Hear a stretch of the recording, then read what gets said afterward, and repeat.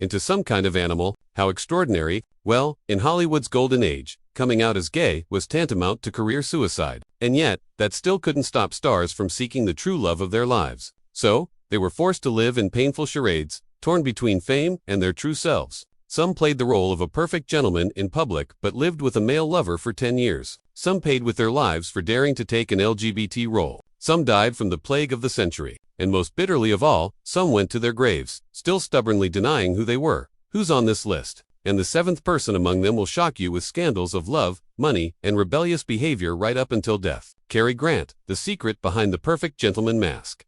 Music in the glow of Hollywood.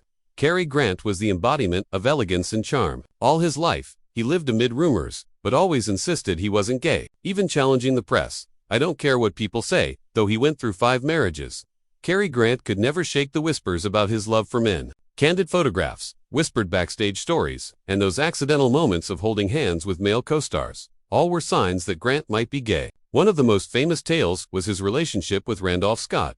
In the 1930s and 40s, the two moved in together in a Malibu beach house, the media jokingly dubbed Bachelor Hall. Articles and photos of the time often depicted them as soulmate friends, cooking, washing dishes, or singing together. When images of them lounging by the pool, grilling meat, or attending parties together filled the papers, the public couldn't help but ask, are they just friends? Or something more? Insiders swore Grant and Scott could never be apart for long. Studios scrambled to stage dates with women to quash rumors. But the more they hid, the deeper the public suspicion grew. One close friend revealed Cary once whispered that he loved Scott on a profound level, stressing their bond went far beyond friendship. Before that, Grant had also lived with Ori Kelly, the legendary costume designer, an openly gay man. In his memoir, Ori Kelly wrote wistfully, "We were in love before Cary became Cary Grant." In his book Full Service, Scotty Bowers, known as Hollywood's backstage pimp, claimed to have arranged many same-sex encounters for Grant. However, this brought bitterness to Grant's marriages. Virginia Sherrill, his first wife, once said bitterly that he controlled her and always kept his distance as if he were running from himself. Many believe Grant's divorces happened because his wives couldn't bear his homosexuality.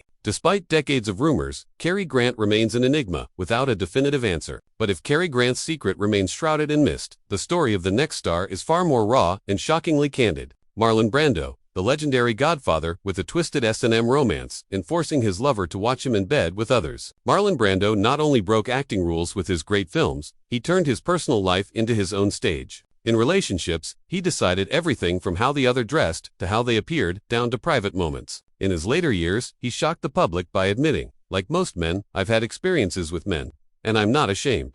It was a bold confession for Hollywood at the time. Persistent rumors of a relationship between Marlon Brando and James Dean only fueled the intrigue. Dean was said to be both infatuated with and intimidated by Brando. A mutual friend recalled Jimmy called Marlon the boss. Brando was the dominant. He was seductive yet distant, even forcing Dean to watch him make love to others. Though it hurt, Dean couldn't break free from this cruel man. Once Dean looked at Brando, eyes pleading, "You know what I want, Marlon?" Brando just smiled slowly, lit a cigarette, and said, "Don't want too much from me, Jimmy, a man only gives what he wants." Those words were sweet yet merciless, drawing Dean in and pushing him away. Neither ever publicly acknowledged the affair, but the rumors never died. Another name linked to Brando was W.L.I. Cox, his childhood friend's soulmate, and perhaps something more. They were so close that when Cox died, Brando became erratic. He kept Cox's ashes in his home for 30 years, even by his bed. When asked why, Brando replied quietly, eyes downcast, "So Wally never leaves me again." But like every other secret love story in Hollywood, the truth was buried along with those who lived it. And if Brando's love life stayed in the shadows, the next star was dragged into the light by a death that shook the world. Rock Hudson, the world's most haunting AIDS death. Rock Hudson, the golden man of Hollywood, was the epitome of suave masculinity, adored by millions. On screen, he was the perfect leading man. Romantic, stylish, always surrounded by glamorous women. Off stage, Hudson lived an entirely different life. Wild parties at his private mansion, one-night stands, and a personal life guarded like a state secret. To the public, he dated starlets, but in reality, they were dear friends. He had deep connections with men, most notably Mark Christian. At the time,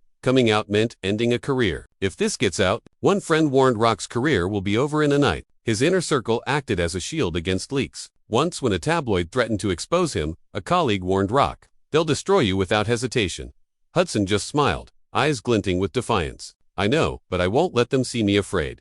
His relationship with Mark Christian was one of his best-kept secrets. They appeared together only at private parties, sharing fleeting touches only insiders noticed. To Hudson, Mark wasn't just a lover. He was shelter from the storm. But tragedy struck in the 1980s when Hudson was diagnosed with AIDS. The illness forced him to face what he had avoided all his life. The public knowing who he truly was. In a final conversation with Mark, Hudson's voice trembled, but was resolute. They won't remember me just for my films. They'll remember I lived honestly. When he died, Rock Hudson became one of Hollywood's first major stars to die of AIDS. His death not only shocked the world, it also helped change global perception of a disease once shrouded in stigma and silence. If Rock Hudson departed amid compassion and mourning, the next actor lived a double life, one on screen, one in the shadows. Anthony from Perkins. A double life on an Oscar. Music. Anthony Perkins have haunted audiences with his portrayal of Norman Bates in Psycho. But he didn't just play a man with two faces on screen. He truly lived a double life in reality. Outwardly, Perkins was the perfect husband to photographer Barry Barron, but the marriage was merely a screen to protect a far more complicated private world. At its core was the most persistent rumor, his passionate relationship with legendary dancer Rudolph Nerve. Perkins lived in constant pain and torment over his own sexual identity. At times, he questioned why he even existed, and once sought out doctors to cure his homosexuality. Tony was always very careful, recalled an old friend. He knew the whole world's eyes were on him. One mistake and his career would be over. Once in a private moment, Nerve held Perkins's hand, eyes burning. "You're living in a cage of your own making, Tony." Perkins pulled his hand back, forced a faint smile, and replied, voice low, "No, this is how I survive." Perkins's bisexuality was an open secret in the industry, but studios forbade anyone from speaking about it. As a result, he compartmentalized his life into three parts. One for the public, one for himself, and one buried so deep no one would ever know. The final tragedy came in 1992 when Anthony Perkins died of AIDS. The cruelest twist was that he only learned of his illness from a tabloid. Before his death, he once shared with a smile, "I don't regret loving, I only regret having to love in the dark." Perkins left taking his secrets with him, yet his legacy, a talented actor with a profound inner world, still leaves audiences both in awe and with a lingering ache. But if Anthony Perkins chose to live in darkness until the end, another Michael star was forced to learn how to smile for the camera, even when his heart belonged elsewhere. Tab Hunter, forced to smile for the cameras, though his heart belonged elsewhere. Tab Hunter was the embodiment of a heartthrob who set millions swooning in Hollywood. But he carried a secret he had to hide all his life. He was gay. In an era where a single rumor could bury a career, Tab Hunter had to construct the image of America's perfect man. He held Natalie Wood's hand on red carpets, laughing for the public. But the person he loved was never her. When the flashbulbs faded, Hunter returned to reality. His heart belonged to men. His deepest love was with figure skater Ronnie Robertson. They never came out publicly, but within Hollywood, everyone knew they were together. Hunter also had a romantic relationship with Anthony Perkins.